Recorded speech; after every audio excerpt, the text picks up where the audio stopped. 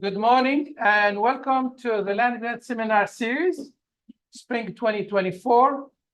I'm Ali Faris. I'm going to moderate this seminar for you today. Welcome. I would like to welcome our visitors from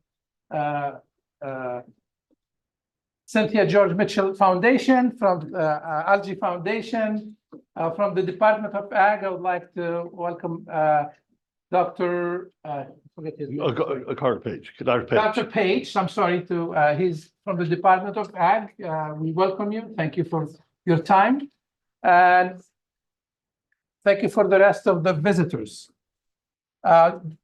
This is, as I mentioned, the fall schedule. As you can see, we are full.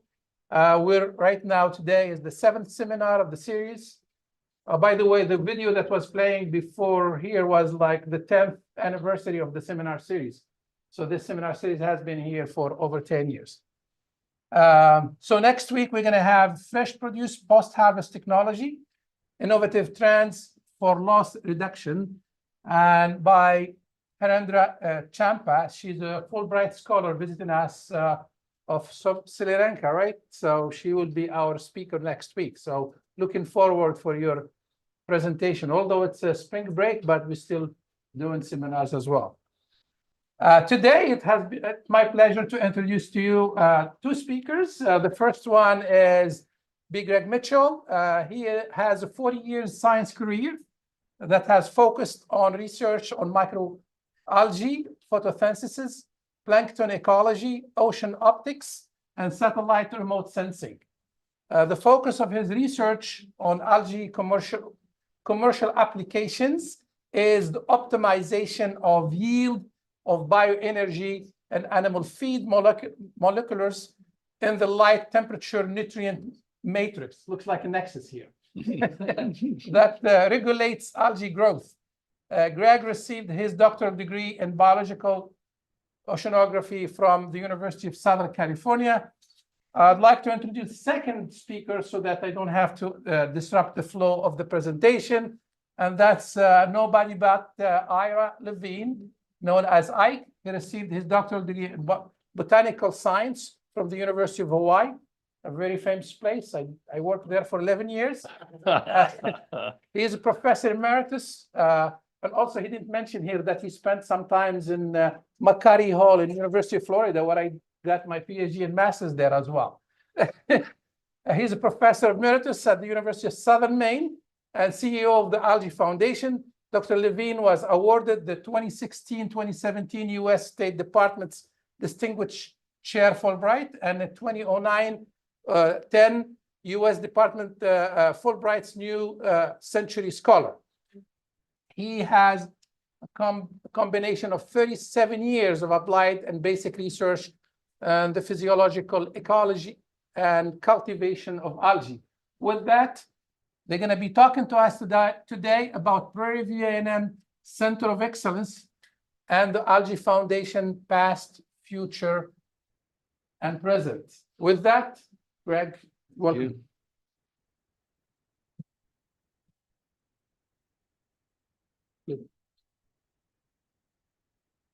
So I promised Ike that I would finish in 12 minutes, so I'm on the clock.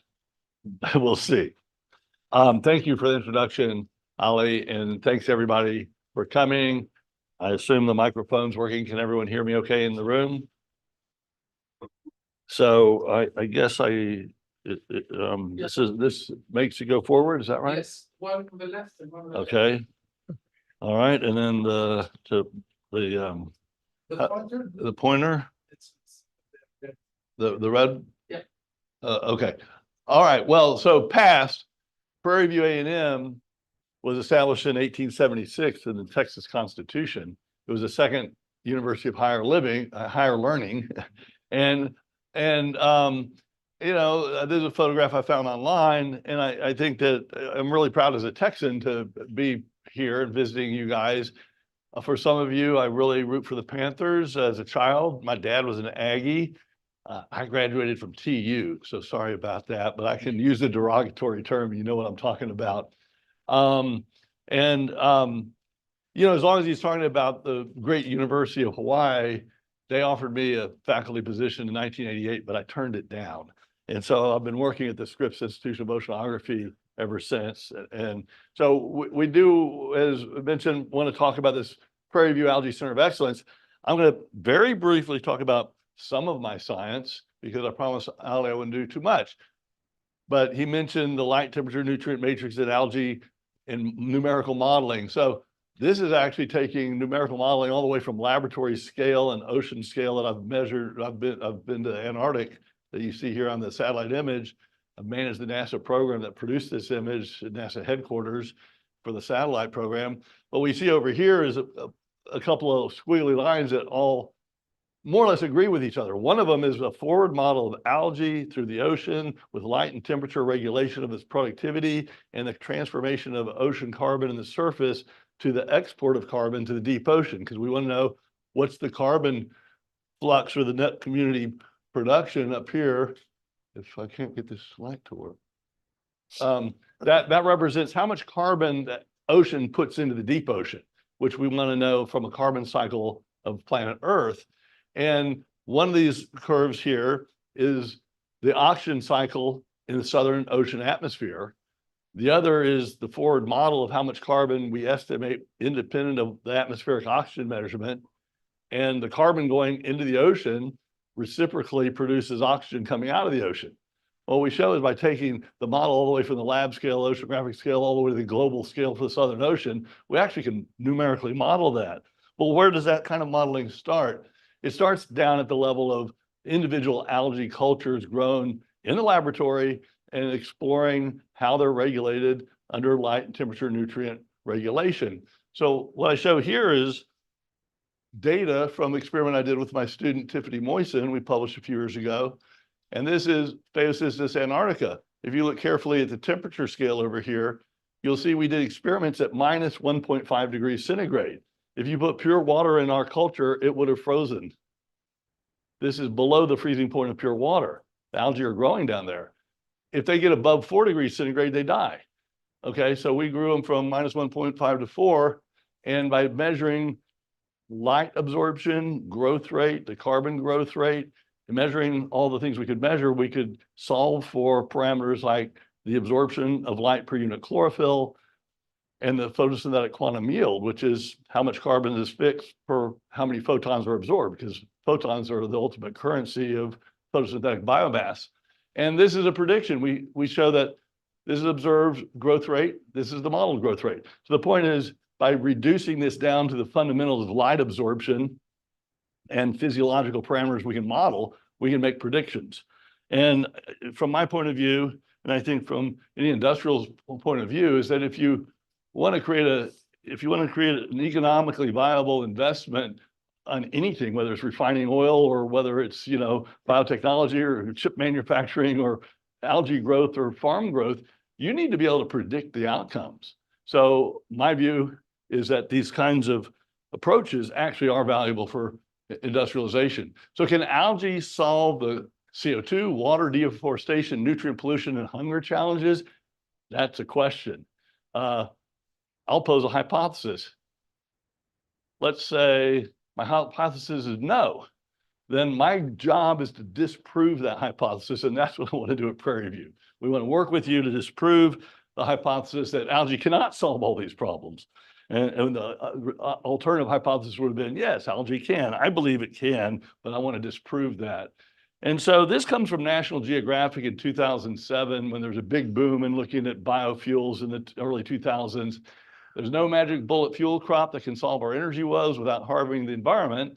Virtually every scientist studying it, but most say algae comes closer than any other plant. It's why Exxon invested about $400 million. It's why several $1 billion have been invested in algae for fuel over the last 15 years in the United States, probably $2 billion, probably $4 billion internationally, and we're still not there yet. But should we only be looking for fuel? No, I think algae can be a magic bullet protein and sustainability crop. And why do I say that? Well, if you look at the protein yield of different crops, soy is good, as we know. Corn, not so good. Fish, very good. But look down here, these are all algae. They're all around 50% or more protein. So if protein's the dominant currency of agricultural production, which it is, because you can't just live on carbohydrate, you really need the protein, then algae is a really good source of protein. And the question is whether or not we could ever scale that up. So what are the problems on planet Earth? There's a lot of them. For agriculture, water is one of the biggest problems. And here you see Lake Mead over a period of time, 2000, 2021, 2022, it was not looking too good. Okay, so, and this is the reservoir that supports Southern California, supports Las Vegas, supports all the farming in Southern California, all the farming in Arizona for alfalfa. So we have a water crisis. So how will algae contribute? Well, algae can produce a lot more protein or oil per unit water or per unit acre or whatever. So with the Algae Foundation, we were able to get a donation from a former fuel research facility in New Mexico of, this is in New Mexico, you can see a lot of facilities there for small scale algae experiments, which I think are appropriate for a university scale.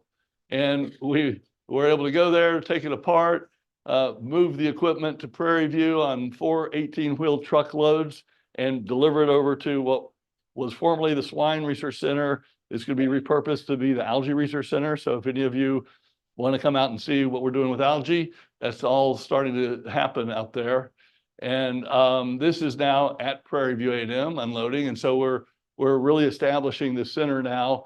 And we've been working with Prairie View leaders in ag and for several years to get to this point, but we're really the present. This is the present.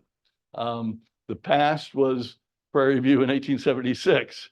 But it turns out that in farming, whether in 1876 or a year ago in the past, farmland has algae in it, and algae do services with the crops in fundamental ways. You can look it up in the literature. I'm not going into that scientifically, but algae have always been part of the agricultural system.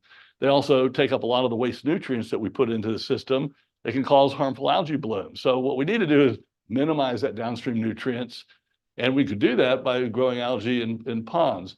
So our vision for the future is to working at the facility that Prairie View has offered to allocate. And on the right is what we have now, but on the left is more of a vision. It's the future that we hope to achieve, which is establishing operations, not only the material that I just showed, the equipment I just showed you in the last slides, but also additional larger scale equipment, downstream processing for fuels, pelletizing for animal feed, experiments with animal nutrition, and so forth. And so the future, I think, is quite promising by collaborating with experts here who are already at Prairie View. And if we can just work with them on the algae part, then they can take the downstream, whether it's chemistry, biofuels, goat feed, poultry feed, soil amendments, soil carbon, soil microbiome, all of these kinds of things, algae can go and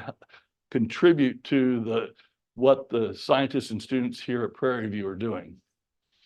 So what's the future? For example, one could be taking the wastewater from your wastewater plant, putting it into ponds, and we don't have these yet, but Jesse's familiar with them. It's the Global Algae Innovations Facility in Kauai, and make sustainable aviation fuel. That's one pathway for algae. It's the future. We don't have that yet. I mean, there are people turning algae oil into sustainable aviation fuel at small scale. But the vision that I would have for the future is that we'd have multi-federal agency, DOE, USDA, EPA, and so forth, also with our collaborative Texas Department of Agriculture, ideally, where we're leveraging the federal money with local facilities and local money, because most of these grants require matching funds, and you can do that with in-kind, like the facility will be matching funds, for example, or salary from Prairie View faculty can be in-kind.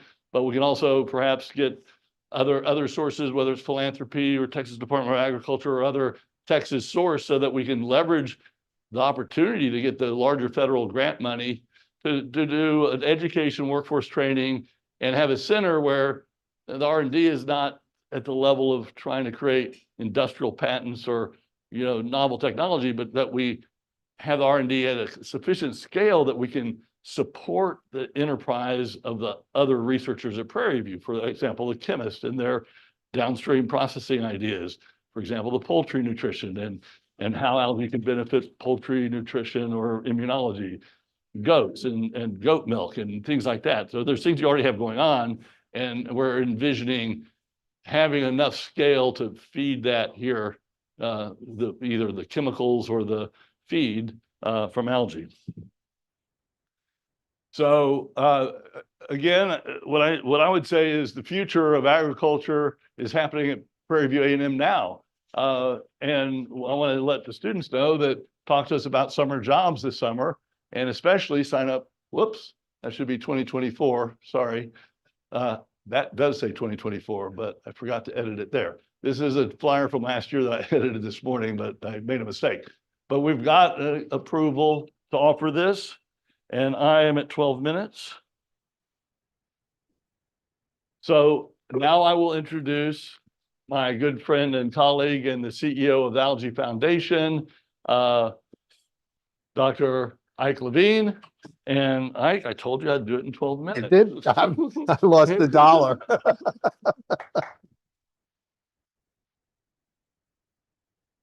First off, the one thing Greg didn't say is he's also the driving force and the visionary that started the Algae Foundation, Prairie View A&M University collaboration.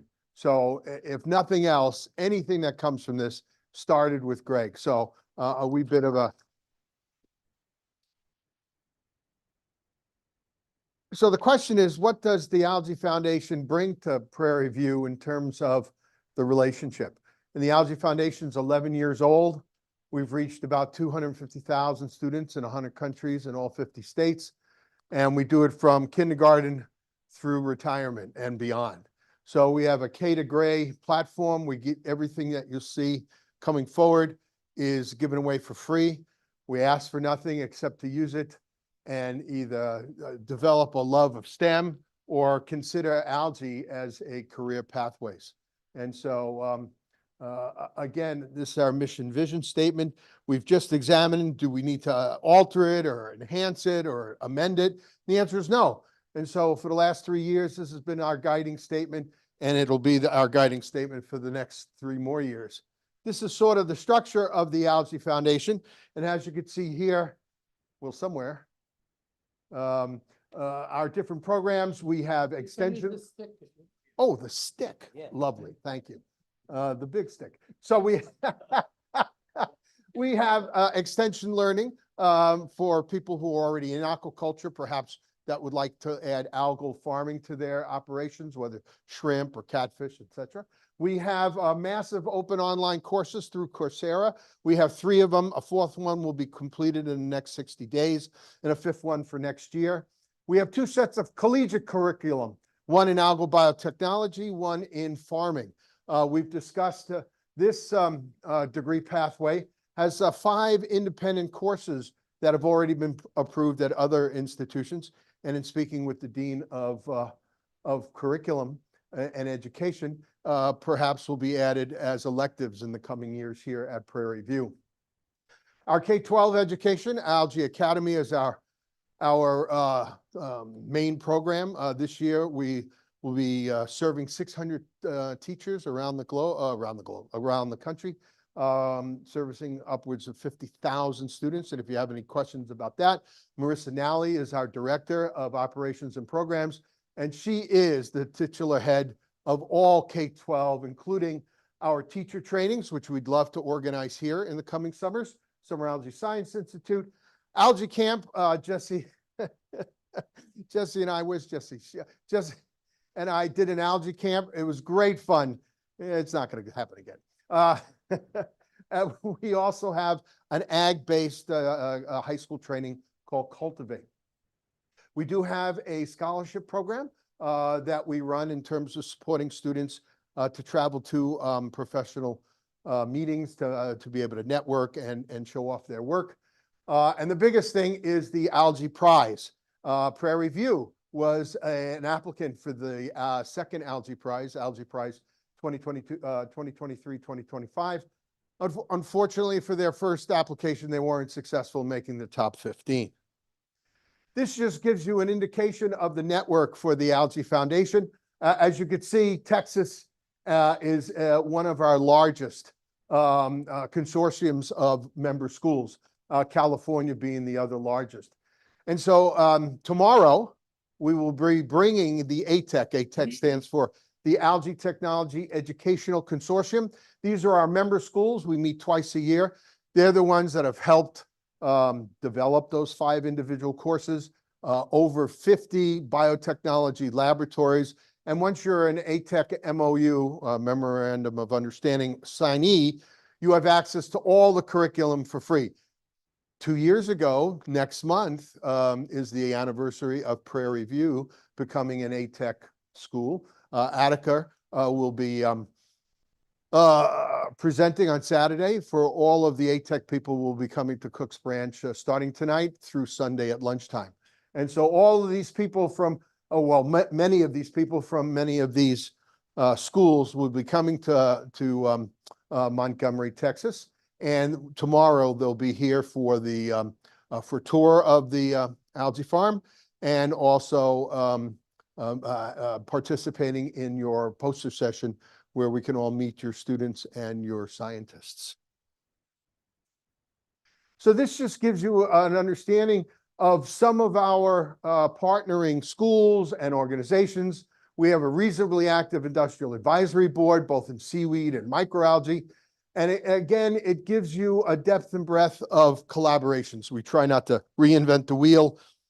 We try to develop partnerships and collaborations all across the country. Our biggest, newest one that may or may not be listed here is what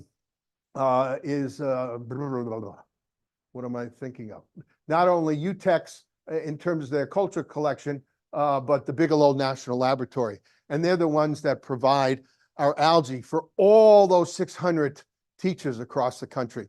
And they do it also free of charge. So again, the collaborative efforts really lead to a network of very active participants. Just giving a running total of things that we've done. These are some of the numbers that we've achieved. Again, we're going to be doing 60,000 this year. So that brings it up to the 250,000 students.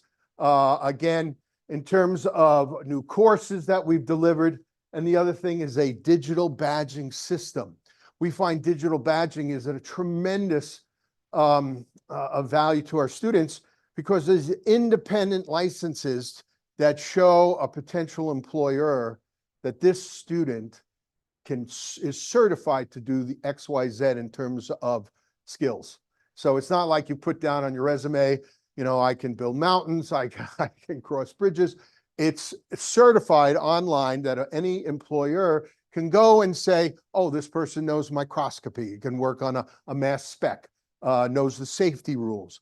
And so these badges, just like the sash that you get from Boy Scouts or Girl Scouts, although they're digitally, is a remarkable tool for students to bring to an interview.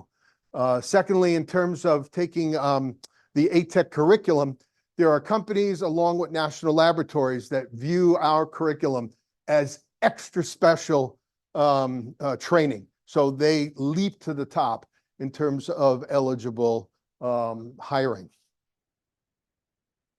These are our finalists. This is probably the Algae Prize 1. So this is the 15 finalist teams, and we asked them to have a little verve, a little fun with some of the names. And so it turns out this team from Alaska, no, not UC Davis, where is it? Low right. I need some algae. Won the grand prize last year. And what did they do? These two women graduate students created a more sustainable seaweed industry, not a farm, but an industry, by creating a way of biodegradable seed string. So at the end of the year, instead of the plastic falling into the bay, they degrade. And so that was a marvelous. But other things that they worked on, we had a seaweed farm at 7,000 feet in the desert of New Mexico. We had the ability of taking sargassum and making lithium batteries more efficient. So things you wouldn't even think of, these 15 teams did. And the new 15 teams, the finalists for the Algae Prize 2, equally as creative.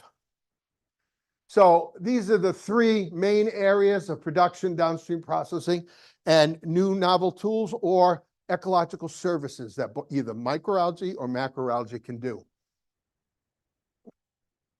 And again, this is the winning team, excuse me, in April of 23 and again in April of 2025. All 15 teams will travel to the National Renewable Energy Lab in Golden, Colorado, and they'll go through a rigorous 3-day process. And trust me when I say some of those students had never been in anything so rigorous in terms of 15-minute presentation, question and answering with the judges, having to defend a poster, which we will be exhibiting tomorrow. They do mentoring roundtable sessions. They have a 5-minute video that they have to produce. And they also have the ability of mentoring with people all around the country, whether it's looking for their next school, next degree program, or a job. So it was really, really valuable. Our K-12. Where are we? Oh, good on time. So our big program is the Algae Academy. It's been going on for 8, this will be our 8th year. It started in a garage in San Diego by our current chair of the board. And it went from 500 students in San Diego to over 50,000 students this year. What's our goal? Our goal is to be in every school district in America. That's 13,500 school districts. And so right now we're in 600. Now, all 600 are not individual school districts. So the point being is in the next 5 to 8 years, we have a massive growth plan to serve this country. One of the ways we serve and prepare our teachers is to either virtually or in person put in summer workshops for the K through 12 teachers to offer algae in their classrooms in the fall or the spring. And so do we do it through webinars and web-based learning? Yes. But to do it in real time is far more enriching.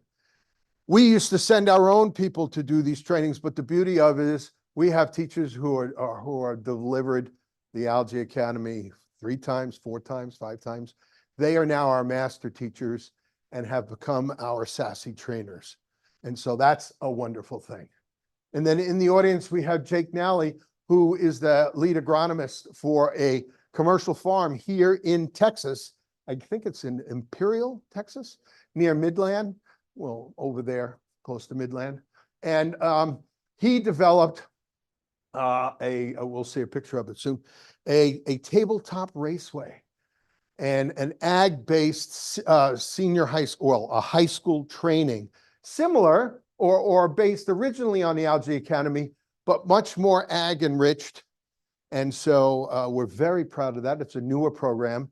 While this may do 600 this year, this may do 25 this year. But we've are really anxious to spin that one up. And in terms of how many teachers, this is a year old. So we have another one that goes about this high for this year. And this just shows the schools around the nation that have incorporated the Algae Academy into their group. Wyoming, was it Wyoming the last one? So now we can happily say we serve all 50 states, but it took us about 6 years to find this teacher right there. God bless her. And so Wyoming was the last state to join the Algae Academy. So it's been from the garage in San Diego to a office building, office facility and storage facility in Midland, Texas, where those 600 kits and their Tupperwares, pretty big, that we send all the supplies, all the equipment, and the algae is, of course, shipped separately. And well, there's the kits. And so this just shows you what it's about. And eventually, we'd love this algae to be grown right here at Prairie View. So there we have an opportunity for graduate students, interns to be growing high quality chlorella and being able to package it up and ship it to all the different schools that we serve in the Algae Academy. And we have now come a much more sophisticated tabletop raceway. This is not a high school student, okay? I just want to point that out. But this represents some serious science because we can do LED lights. We can turn them up, we can turn them down. We can change the frequency of light. So you can do quantity, quality, and photo period. We have a heater and a water motion device, otherwise called an aquarium pump. But you can do temperature, light, and water motion experiments. We give them 3 of these tubs. And so it's kind of exciting to see this kind of growth in the back of the class. It is a much more in-depth program. And I think it's absolutely custom made for this part of Texas. And then our massive open online courses. What is that? We have Intro to Algae, Algal Biotechnology, Intro to Seaweeds. Our next one is Harmful Algal Blooms. For algae may save the world, but they also make some of the best poisons in the world and they'll kill you dead. So, okay, yeah, a little bit of good, a little bit of bad. And so we have an online course that will be finished in the next 60 days. This represents our numbers of new students each week. So you can see we were puttering along around 50 students, and then COVID. And again, we went up 8 times the new number of students per week. And then COVID, sort of petered out. But you could see we're up to around 200 new students. And then with a new class, we'll be up to about 250, 260. So about 1,000 students a month or 12,000 students a year until we do MOOC 5. And this is some of the data that we get from Coursera.org in terms of what's the educational level, what's their employment status. We have teacher, where they are in schooling. We have where they live and sex. And so India and the United States are almost tied for sending us the most students. The thing here, though, it shows I'm not doing a good enough job. Because if you look here, it says only 10% of all the students that we've had for these courses have a high school. They're usually much higher up the educational scale.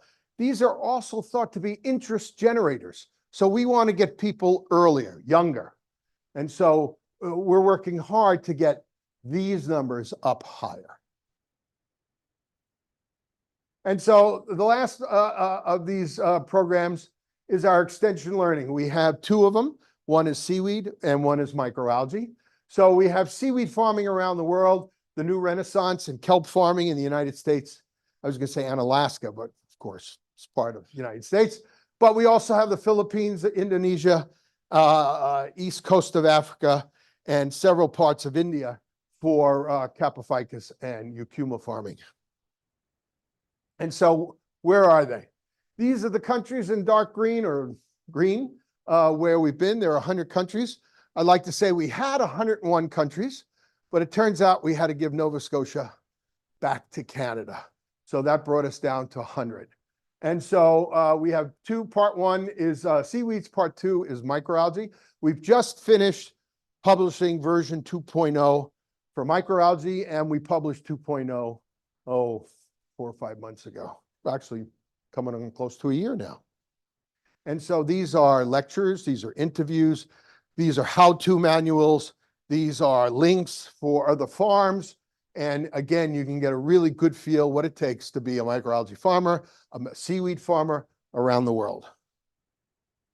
And then we come to the collegiate curriculum that we hope to bring to Prairie View. And so this is Santa Fe, where we have a certificate, and that took about 3 years to officially go through all the curriculum review, program review, and departments of higher education to get a part of the applied science and controlled agriculture, sort of what we have here. The weird part, not the weird part, so these are some of the facilities. They may look familiar, to what we have at the former swine facility.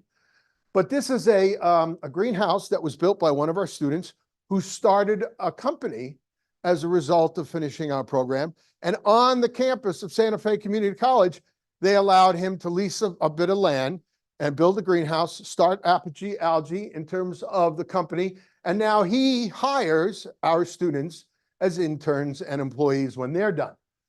This is the most fun course, and even for me, who I've been farming algae since 77, and pumps and motors. Because again, I mean, I was a city slicker from New York. I mean, there were no, offerings to learn how to size pumps or fix a motor if it's broken. And most seaweed farms or even microalgae farms are not in mainstream next to Home Depot or an electrical supply store. So this is a really popular course that we offer. And so we hope to shift that sort of instruction to the Prairie View Algae Center of Excellence here on the campus. And so these are the courses that we hope to bring here. This is the Intro to Algae. That's the newest course. That usually is situated within a biology department. The rest of them are in the ag program. Again, closed photobioreactors, open raceways, and inoculation lab efforts, all of which will be here at Prairie View. And then in terms of the second side of the curricula is biotechnology. Unlike algae farming, algal biotechnology is reasonably similar to yeast biotechnology, bacterial biotechnology. It's just a different target organism. So what we've developed is a series of laboratories that you can insert in your current classes. Administratively, it's tremendously easier. And so again, what's the next step besides photosynthetic cultivation? We're looking at fermentation cultivation of algae for, if you look in the, in the supermarket and you see 200 milligrams of DHA in your eggs, all of that DHA and EPA for eggs and baby formula comes from growing algae in the dark. So that's an entire different set of applied technologies and experiences, which we are in the beginning stages of developing. And here is a list of our badges, just like the Red Cross, the Boy Scouts and Girl Scout badging.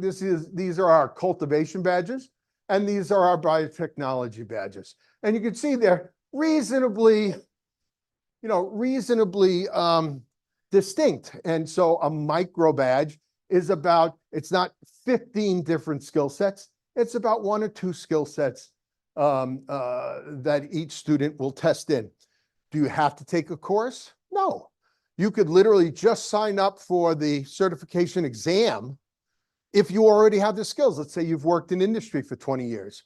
Well, and you'd like some credit or you'd like some value for your experience. This is how you document that value and then can bring it into a new employer. Okay, and then the question is, who has funded all of this? And it's been part of the Department of Energy's Bioenergy Technologies Office. Why? Because they believe in workforce development, education, and training. They have put us as part of their career wheel. When you come there, it goes directly to our website. This is part of the BEDO website, and they have the ATEC curriculum on it.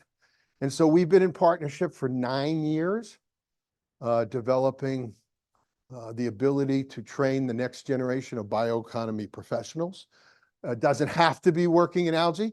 We lose a tremendous amount of our graduates to the marijuana industry. Maybe not here in Texas, but certainly in New Mexico. And so all this equipment that we've brought over on the same facility, our warehouses, just filled with marijuana. So we tend to lose because they tend to pay more than an algae farm. And so That's just facts of life. But we're training people to be able to control large living systems. And the people who make the best aquaculturists are dairy farmers and sewage treatment plant workers, because a sewage treatment plant worker has to control a massive living system. And it turns out now that sewage treatment operators will be, because of the new phosphorus limitations, will be incorporating algae into helping them pull out the phosphorus from their waste streams. So again, you have your own wastewater treatment plant, and we hope to engineer and bring in an algal system to clean that up. And so again, a big thank you to the Department of Energy, because without them, we're not. Any questions today?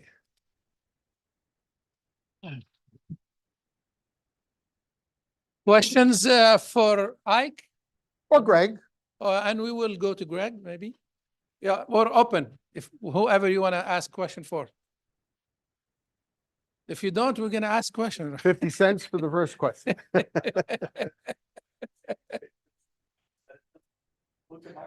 Yes, let's start here. Okay, thank you, everybody. This is great. I'm so excited about, but to the point, could you comment on what specific NIFA, USDA NIFA programs have you explored, or will you explore? The question was for people in here, or maybe the people at home, what USDA grants? We've been very fortunate in some of our grant programs. We've had 2 USDA programs. One is in developing our Summer Algae Science Institute, and the second one was developing Cultivate in partnership with Future Farmers of America. So there were 2 small grants, but we are totally open. Again, in our partnership, there are some natural applications that we as partners can put in for. For research, we have, remember, capacity building grant mechanism. And then for education, there's a grant mechanism called SPECA. That's the partnership between K-12 and the universities. That would ideally suit to this. Any faculty member interested in would be great. I'd just like to comment that any faculty member that has, any faculty member that, or student or postdoc or whatever, if you have an idea of writing a proposal that might include algae, feel free to talk to us. Professor Lohakare contacted us about algae for poultry feed. We assisted him to get, read his proposal, help him with some references related to algae and poultry. He wrote the proposal. It was funded. We got free algae, I think, spirulina from Earthrise, because we're good friends with many of the people in the industry. So either we can source it at low cost or even free. The experiments have been done, or some that have been started, and some results in posters. So the point is that what might we write, but also what might you be writing where we can help you? It's a two-way street. And by the way, we have online audience. So someone was asking, how can I ask a question? I said, type it in the feed. So if you have any question online, please go ahead and type it there as well. We will answer the question. Any other question here? Yes, in the back. Yes. Just Fantastic. All right. So I'm Ashley James. I'm the program leader for the Ag and Natural Resources Unit here with our extension program. And I like that you incorporated some asynchronous online classes. So how does the general public access those modules? And are they tailored to, more student learning, or is it more like self-paced, where that's something that we can kind of piece or integrate within our educational programs? I know we've talked about, Dr. Lohakare's done that with poultry and looking into some other livestock species. So as we're making those kind of progressions here at Prairie View, how can we translate that to our producers? It's like I paid her to ask that question. That was wonderful. If you go back to 2 of our efforts, the massive open online courses, free, individuals sign up, work at their own pace, do an hour close it up, come back the next day, take, 1 or 2 questions, go to the next chapter. Usually there's 20 to 25 different lectures, 10 minutes each, maybe 11, but 10 slides, 10 minutes each, short snippets of powerful learning. We asked, there are certain companies like Cyanotech that when they hire people, they mandate they take this just to make them better employees, just to make them better informed. Our ACEs, which stands for Algae Cultivation Extension Short Courses. And they are free of charge, totally self-timed, and available just by going to our website, Algae Foundation ATEC, ATEC.org. So you just go to ACEs, you want seaweed, you click on part 1, you want microalgae, you click on part 2. There are 8 to 10 chapters for each of those short courses, and you could be, it'll say which farm, or inoculation, or husbandry, or harvesting, or product development. There are manuals on how to do the farming. There's probably 50 references if you want to go to other types of learning. So that's totally self-timed and individualistic. The college curriculum is free to the schools. I once got in a wee bit of trouble because I got a student who wrote me, say, "You said everything was for free, but they're charging me tuition." I said, "Yeah, we don't do that part. We give the schools the stuff for free, and they charge you tuition." And so that, I got to make that little proviso. So that's normal collegiate learning, whether a lab or a lecture. The Algae Academy is 5 days led by a teacher. So that's sort of regimented, although we hope that the students get engaged in algae after those 5 days. But that's about excitement in STEM, because we do it to the new science standards and the ag standards for Cultivate. And again, it's about just driving a desire to learn more STEM. I hope that answered your question. But we'd love to partner because 2 years ago, we spent some time in the extension building, and we're so excited by the numbers and the total massive outreach that you have. It was just a little premature. We weren't mature enough to be able to service Texas, but we're getting there. You may want to elaborate on the 4-H connection there as well. 4-H, heart healthy. My wife grew up as a 4-H'er. She's a Hereford grower-upper, and so it's close to our hearts. Again, we offer, and we hope to model for after-school programs, some form of less structured but algal-based efforts. So when kids are on vacation or summer activities, that they may, get osmotically some STEM and algae efforts. But I think you have some program with Dr. Drohood. Programs, I think labs. Please help me here. Yeah, go ahead. Last year we Here is the. Thank you, Marissa. Hi, I'm Marissa. I'm the Director of Programs and Operations for the Algae Foundation. So last year, the Algae Academy worked with Cynthia and the 4-H Extension Office to do kind of a hybrid between our Algae Academy and Cultivate program for one of her 4-H middle school science camps. So they had a week-long camp that Cynthia facilitated, and they used a lot more of the Cultivate curriculum because it was ag-based, but then used more of our STEM supplies for the Algae Academy curriculum. But it was hands-on. It was an hours out of their, I think they were there for like 5 or 6 hours. So they did an hour a day of algae as part of their whole camp. So that's something that we're hoping to grow up over the next couple summers. We piloted with one summer camp last year, but hopefully we'll be doing more this year. See, always ask someone who's smarter than you are to answer questions.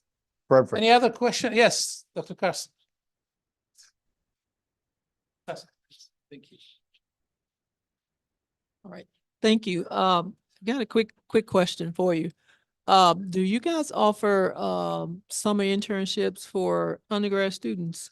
Well, we act as a clearinghouse. Okay. We don't hire the folks because, we're an educational, but For instance, Jake Nally and Qualitas up in Imperial Valley has taken Santa Fe, New Mexico, or Santa Fe Community College students as summer interns. We also provide the guidance for the 3 intern programs, paid intern programs at National Renewable Energy Lab, which includes undergraduate, graduate, and postdoctoral internships that can be 6 weeks, 6 months, or a year, fully paid with housing.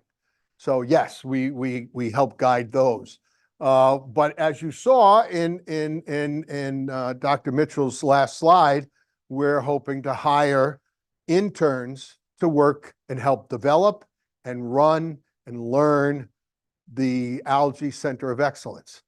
That is not a trivial effort. So if you have students at undergraduate and graduate level who would like, or work study students that would like to be on the ground floor, because we'll need 12 students 12 months a year to run that facility at peak capacity.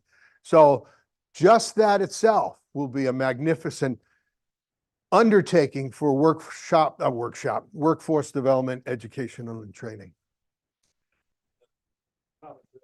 So, we have currently been meeting with Ollie Ferris as the EPI, Natural Science Foundation includes. It's for, it's for STEM education for minorities. And so right now we have what's called Network Connector. It's relatively small. We have some internships in that if it's funded, but we submitted in 2022. It's listed every 2 years for what's called Climate Change Consortium. We're not funded in 2022 for a number of good reasons based on viewers, but we're going to solve all those problems. That's $1 million a year for 5 years. We're going to put that in October. So I'm taking some notes from his talk and just thinking about what we want to do. We want to broaden our collaborations here at Prairie View when we put that in for next October. So any and all ideas are open to, we're very interested in sort of collaboration. That's a big project if we can get it funded.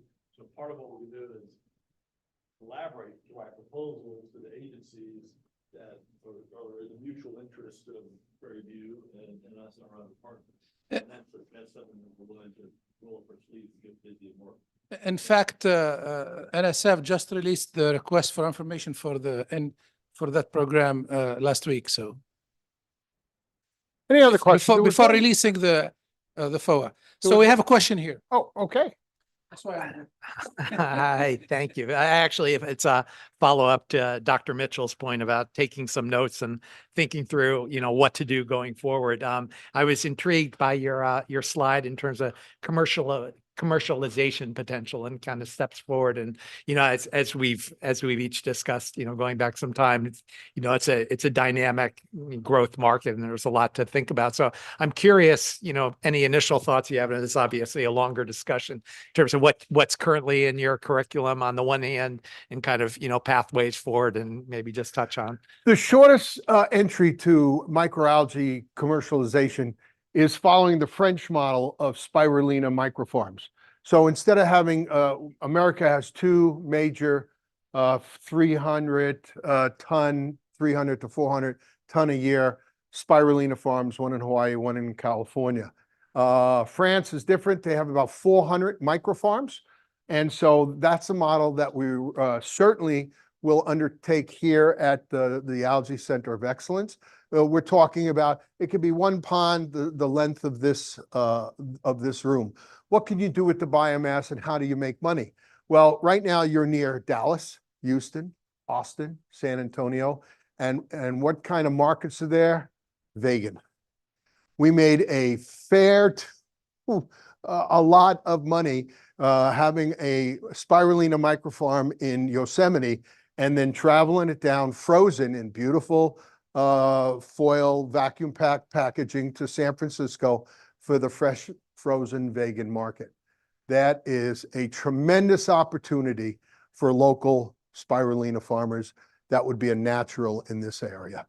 So again, we'll be having how to raise it, how to build it, how to farm it, how to freeze it, and how to market it. Then there's a quality control. You have to be tested in terms of bacterial counts and whether or not there's any enterics in your product because the vegans are going to eat it fresh and flavor. So you can't just, the difference between the Chinese and the French or the American product is the quality of water and the quality of nutrients.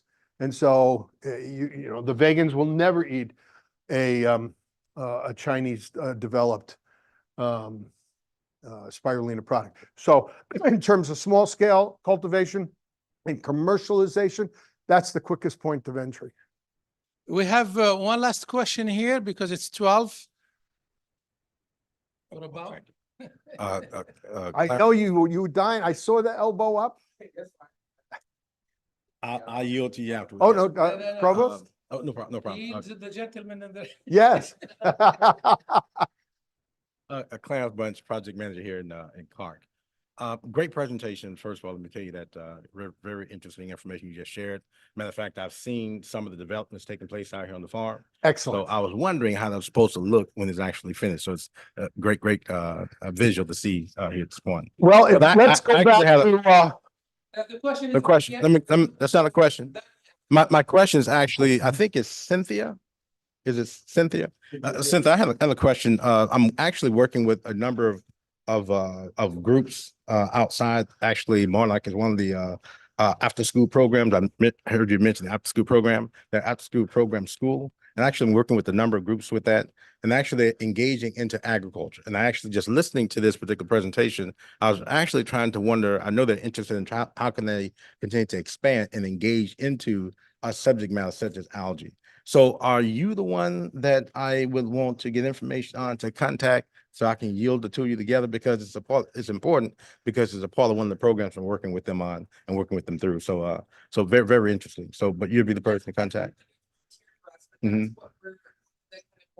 Generate points, like I was saying, that we're trying to get into a little bit of more of that informal touches, like in an after school program or at a YMCA program. So right now, most of our stuff it's curriculum based. Correct. We're trying to figure out how to make that more adaptable so that it could be at an after school program or something like that, but we haven't had an experiment to work with. Yes, so yes, happy to figure out how to get that work together. yes.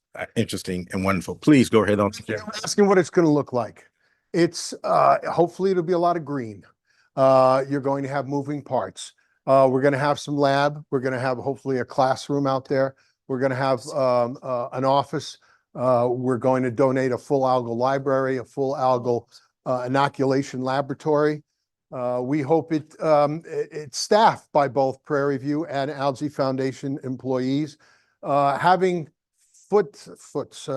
people on the ground here, we have Sachin Gadekar, has made a world of difference. It'll also make the world of difference if we have a curriculum educational specialist here or a teaching professor here, because we found, there are very few well, actually, there's probably zero doctoral level phycology professors who've ever taught an intro algae course at the freshman level or at the community college level. It took us 2 years to develop a textbook that was at the right level. And so, because every algal textbook is a senior botany major or graduate student level textbook. And that's just not the appropriate level for our student body. And so again, it's an evolution in terms of what we want to create. And it starts with our joint efforts at the center, but that also includes the development of curriculum, outreach, and we've made Texas our next focus of an expansion at all levels. Well, I think it's about 12 right now or more. The good news is tomorrow they are coming. We have a program between 9 and 11:30. So they're going to visit the farm starting at 9, and then they will be here about 10-ish. So we will have a poster session outside, and we will have some interaction with faculty and the rest of the ATEC team. So there will be great opportunity for you to connect, to network, to ask questions and interact, etc. So I think I don't want to have Dr. Lohakari angry at me, so but I'll have him ask a quick question, please. Great presentation from both of you. I would like to see when we are going to get the product from our center here so that I can use for the studies that I want to conduct. That's a loaded question for your deans and the provost. It's we are working at flank speed to get the buildings rehab or now maybe completely knocked down and put up new ones. Our next effort we brought over 4 tractor trailer loads. We're in the embryonic stage of planning the next delivery, which will bring in much larger ponds. So again, it's a partnership that we've learned patience and action, and there's a continual swing between patience and action. I have go ahead. One minor, I think, a more positive reply, which is with the small raceways we have, and if you're interested in spirulina, which is the growth control of that is relatively easy to grow at a decent quality for nutrition studies. We could probably start getting kilogram scale of spirulina relatively soon. That is absolutely if we correct. decide to focus Absolutely. on that. So if for certain strains of algae at kilogram scale, let us know. We can see if we can get that up and going through the end of this year, not next month, but I think that's something that would be realistic. Yes. That doesn't depend on the rehab of the building, doesn't depend on the bigger ponds that we'd like to get. That's absolutely correct. Well, I think for to close, because we promised our online to ask questions, and they did. Oh, This is Jennifer Quinlan. She's our newest add to the college. She's head of the Food Security Center. So she's saying, is there any opportunity for algae to become building blocks for the next plastic? Is this work already being done? Yes. I think, The Dr. answer- Carson will smile on that. again, I pay these people to write these questions down. The 2 questions was, can you use algae for building blocks? Can you use algae for plastic? The answer is absolutely. They're already in commercial production in Mexico, using from the great sargassum belt, where you're upwards of 50 million tons of sargassum flowing up on the beaches of the Caribbean, Mexico, Florida, East Coast. They're using that for a 30% substitute in cinder blocks of sargassum. So that's number one. In terms of plastics, the ability to make not only plastics based in algae, but biodegradable plastics made from algae. So think about that. Even though, there are on the market biodegradable shoes, what do we call those? Beach shoes or flip-flops, that if you leave them in the sun, 6 months later, they're not there. Now think about, and the time frame, it may be 8 months. Don't hold me on that one. But the point is, I've been on, in Micronesia, I've been on atolls that no humans have ever lived. And there's this high with Coca-Cola bottles and 6-pack rings from beer. And so can you imagine turning all of that into biodegradable plastics from algae? It's a pretty cool thing. It's a pretty cool thing. And so, but they're also making fine linen. There's a French company that makes beautiful women underwear. I could say that because I bought my wife some, and made out of algae. So ink can come from algae. Paper can come from algae. Women's fine, I guess men's underwear, I guess, but I didn't see any. Otherwise, I would have bought one. But the point is, they are, with the awareness of the value of algal biomass, many non-algal, non-science companies are developing products. So it's not the products that we need, it's the biomass to give to the commercial companies to make stuff out of. Let's thank our speakers for their nice talk today. Have a rest of the day. Thank you.